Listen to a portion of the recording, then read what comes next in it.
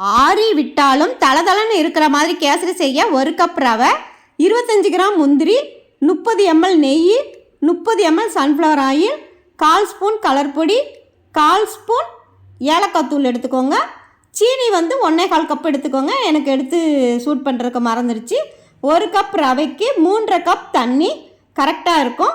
கடாயில் நெய் கொஞ்சம் ஊற்றிக்கோங்க. எண்ணெய் கொஞ்சம் ஊற்றி முந்திரியை வறுத்து எடுத்துட்டு எண்ணெயை தனியாக எடுத்துடுங்க. தண்ணியில் ஊற்றும் போது எண்ணெய் தெறிக்காமல் இருக்கும். அதுக்காக தான் சூடு பண்ணுறோம் நம்ம எண்ணெயை. இப்போ ரவையை நம்ம போட்டு லைட்டாக வறுத்து எடுத்துக்கலாம்.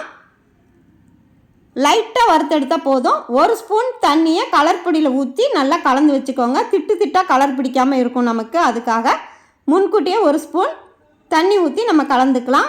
இப்போ அளந்த தண்ணியை கடாயில் ஊற்றிட்டு கொஞ்சமாக ஆயில், கொஞ்சமாக நெய் ஊற்றிக்கோங்க. கலர் பொடி கொஞ்சம் ஊற்றிட்டு கொஞ்சம் நிப்பாட்டிக்கோங்க. நல்லா கொதிக்கட்டும். கொதித்த பிறகு 1/4 ஸ்பூன் ஏலக்காய் பொடியை போட்டுட்டு இப்போ ரவையை போட்டு கைக்கு ரெஸ்ட்டு கொடுக்காமல் நம்ம கட்டி விழாமல் கலந்து விட்டுகிட்டே இருங்க. பாருங்கள், நல்லா கலந்து வந்துருச்சு. ஆனால் கலர் கொஞ்சம் கம்மியாக இருக்குது. நம்ம எடுத்து வச்சுருக்க மீதம் கலரையும் ஊற்றி நல்லா கலந்து விட்டுட்டு நம்ம எடுத்து வச்சுருக்கிற கொஞ்சம் எண்ணெயவும் ஃபுல்லாக ஊற்றிடுங்க. திரும்பவும் நல்லா கலந்து விட்டுக்கோங்க. கலந்து விட்டுட்டு இப்போ நம்ம அளந்து வச்சுருக்கிற 1/4 கப்பு சீனியை போட்டுக்கோங்க. 1/4 கப்பு கரெக்டாக இருக்கும். உங்களுக்கு 1 கப்புனா கொஞ்சம் சப்புன்னு இருக்கும். அதனால் நான் 1/4 கப் போட்டிருக்கேன். திரும்பவும் கொஞ்சம் தண்ணியாக வர மாதிரி இருக்கும். பாருங்கள், கொஞ்சம் லைட்டாக தண்ணியாக இருக்க மாதிரி இருக்குது. திரும்பவும் நல்லா கெட்டி ஆன பிறகு இந்த அளவுக்கு நல்லா கெட்டி ஆன பிறகு வறுத்து வச்சுருக்கிற முந்திரியை போட்டுருங்க. போட்டுட்டு திரும்பவும் நல்லா கலந்து விட்டுக்கோங்க. கலந்து விட்டுட்டு நம்ம கொஞ்சமாக நெய் எடுத்து வச்சுருக்கோம்ல, அந்த நெய்யை மேலே ஊற்றிட்டு இறக்கிற வேண்டியதான்.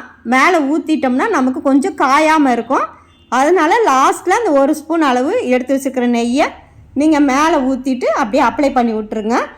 நமக்கு 6 நாளுமே இந்த கேசரி நீங்கள் இந்த மெத்தடில் செஞ்சு பாருங்கள். நல்ல தளன்னு நல்ல மணமாக ருசியாக இருக்கும். இந்த மாதிரி செஞ்சு பாருங்கள், சாப்பிட்டு பாருங்கள், ட்ரை பண்ணி பாருங்கள். சின்ன குழந்தைங்களாம் விருப்பமாக சாப்பிடுவாங்க, பெரியவங்களும் விருப்பமாக சாப்பிடுவாங்க. ஒரு டைம் இது மாதிரி நீங்கள் செஞ்சு கொடுத்து பாருங்கள். திரும்ப திரும்ப இது மாதிரி செஞ்சு தான் கேசரி கேட்பாங்க. 6 நாளுமே உங்களுக்கு நல்ல தளன்னு இருக்கும். இது எப்படி நான் செஞ்சு உங்களுக்கு 1/2 மணி நேரம் இருக்கும். 1/2 மணி நேரம் கழித்து தான் நான் உங்களுக்கு இந்த மாதிரி அந்த கிண்ணத்தில் ஊற்றி கவுத்தி உங்களுக்கு காமிச்சிருக்கிறேன். 6 நாளுமே இது நல்ல தளன்னு இருக்கும். நீங்கள் இந்த மெத்தடில் செஞ்சு பாருங்கள். ரொம்ப ரொம்ப ஈஸி தான் செய்கிறது. கலர் பொடி மட்டும் ரொம்ப ஊற்றிடாதீங்க. கொஞ்சம் எடுத்து வச்சுக்கோங்க. தேவைப்பட்டால் நம்ம லாஸ்ட்டில் கொஞ்சம் ஊற்றிக்கலாம். அதே மாதிரி நம்ம சூடு பண்ண எண்ணெயை எடுத்து வச்சுருக்குறோம்.